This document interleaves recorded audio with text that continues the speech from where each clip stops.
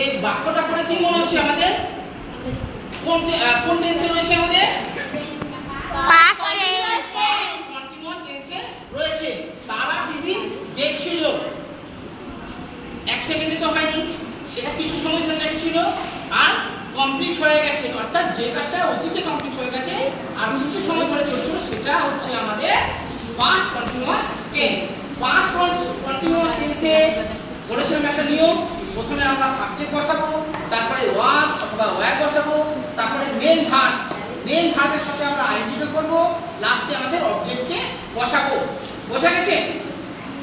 Main verb, অনেকে road লিখেছো, road হবে না, মেন ভার্ব হচ্ছে আমাদের রাইট। ঠিক আছে, লেখা রাইট। মেন আমিও আমরা আইএনজি যোগ করছি। যদি স্লিপ থাকে স্লিপের সাথে আইএনজি যোগ করে দেব, যদি রাইট থাকে ইটাকে উঠিয়ে দিয়ে আমরা আইএনজি যোগ করে দেব। বোঝা গেছে? মেন ভার্বের সাথে আমরা আইএনজি যোগ করব আর সবার শেষে আমরা অবজেক্ট বসাবো। তারা টিভি দেখছিল, টিভি দেখা কমপ্লিট হয়ে গেছে। স্যারকেও তো দেখা যাবে না, স্যার। এখানে সাবজেক্ট কোনটা? তারা। তারাই হচ্ছে কি? দে। দে আমি বলেছিলাম আই হি সি নাম থাকলে আমরা ওয়ার্ব বসাই, তাই না? কিন্তু এখানে কি আছে?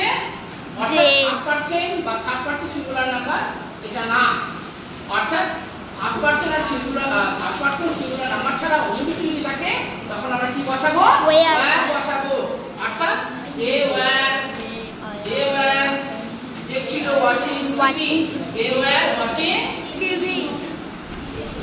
মেন ভার্ব হচ্ছে ওয়াচ, ওয়াচ মানে দেখা, ওয়াচিং টিভি। বুঝছে? they were watching TV। হাতে লেখা নিয়ে কোনো অসুবিধে না, বানানগুলো একটু দেখে লিখবে যাতে বানান বা স্পেলিং মিস্টেক যাতে না হয়। বোঝা গেছে? মেন ভার্ব হচ্ছে আমাদের ওয়াচ, ওয়াচের সাথে আমরা আইএনজি যোগ করে দিয়েছি। বোঝা গেছে? Watching TV. এবার শিশুটি বিছানার উপর ঘুমাচ্ছিল, শিশুটি বিছানার উপর ঘুমাচ্ছিল, অর্থাৎ ঘুমাচ্ছিল হাতটাকে দেখে বোঝা যাচ্ছে যে বিছানার উপর ঘুমাচ্ছিল, এখন ঘুমিয়ে, অর্থাৎ ঘুমানো শেষ হয়ে গেছে, অনেকক্ষণ কিছুক্ষণ ধরে ঘুমিয়েছে। এটাও কিন্তু আমাদের পাস্ট কন্টিনিউয়াস টেন্সে রয়েছে। এখানে সাবজেক্ট কোনটা? শিশুটি। যদি শিশু থাকে চাইল্ডের জায়গায় আমরা কি লিখি? দা চাইল্ড। আমরা এটা দুই the child was তারপরে sleeping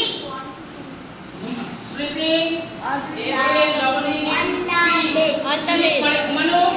মেন ভার্বের সঙ্গে আমরা আইএনজি যোগ করব, sleeping on the bed, sleeping on the bed। বোঝা গেছে? on the bed।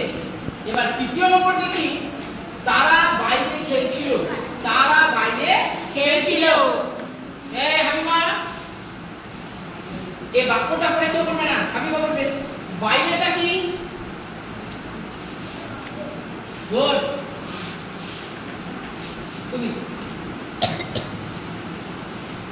এখানে লিখছিল আছে, এই লিখছিলটা কি হবে? মানে প্রনাউন্সিয়েশন হচ্ছিল না, মানে এটা সাবজেক্ট ভার্ব অবজেক্ট, এটা কি? সুনা ভার্ব, ভার্ব হবে। লিখছিলটা হচ্ছে ভার্ব। বুঝা গেল? বলুন বাবা, খেলছিলটা কি? এটা সাবজেক্ট, এই তুমি না সাবজেক্ট ভার্ব অবজেক্ট, এটা কি আছে বাবা? খেলছিলটা এটা কি হবে? আমি বলেছিলাম এর আগে আজকে বলিনি, বাংলাতে কি সমাজ আসতে থাকে বলেছিলাম, আমি বারবার করে রিমাইন্ডার দিয়েছিলাম। তারা বাইরে খেলছিল, এই খেলছিলটা কি বাবা? ইংরেজি না, এটা কি? ভুলো না, এর আগে তুমি ঠিক বলেছিলে, বলো বাবা, এটা কি? বাইরেটা না, বাইরে তো না খেলছিল,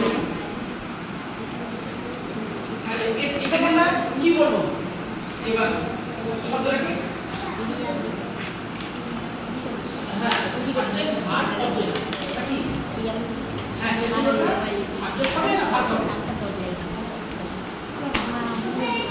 ভার্ব এটা কি হবে ভার্ব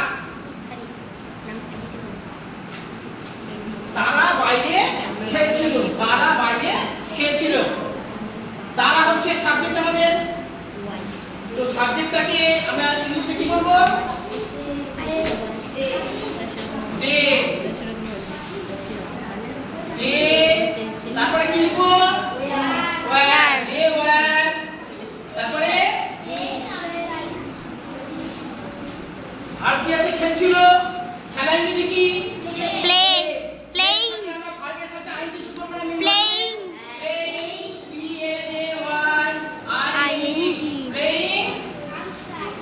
outside side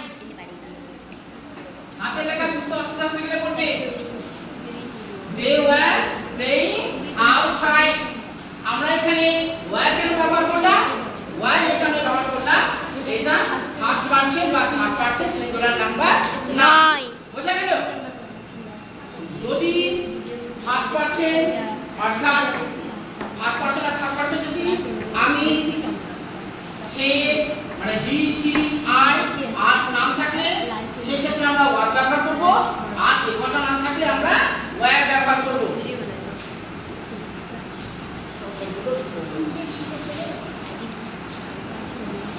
লাস্ট হচ্ছে জানিব সে একটি চিঠি লিখছিল সে একটি চিঠি লিখছিল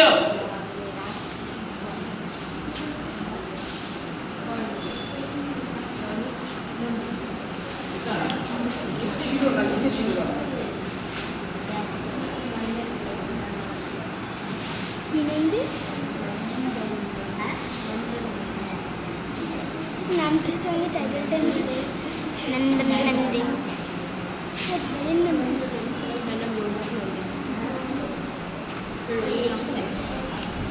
এটাকে আমরা কি বলবো ऑब्जेक्ट ভয় পাবে না ভুলো এটা কি বলবো এটা এটা सब्जेक्ट সিওসি হ্যাঁ আমরা বাদ গেলাম কেন আমরা ঠিক আছে আমরা খাওয়ার আমরা নয় ওই বিমান আমরা স্যার আমরাও তো বলবো তুমি বলবে সে একটি চিঠি লিখছিল ইংরেজিতে আমরা লিখছিল he was writing a letter হ্যাঁ he was writing a letter পাঁচ কন্টিনিউয়াস টেন্স থাকলে ওই যে ফর্মুলা আছে সাবজেক্ট was অথবা were ভার্বের সাথে আইএনজি যোগ করব আর অবজেক্ট বলো হ্যাঁ she was গুড একদম ঠিক বলেছো she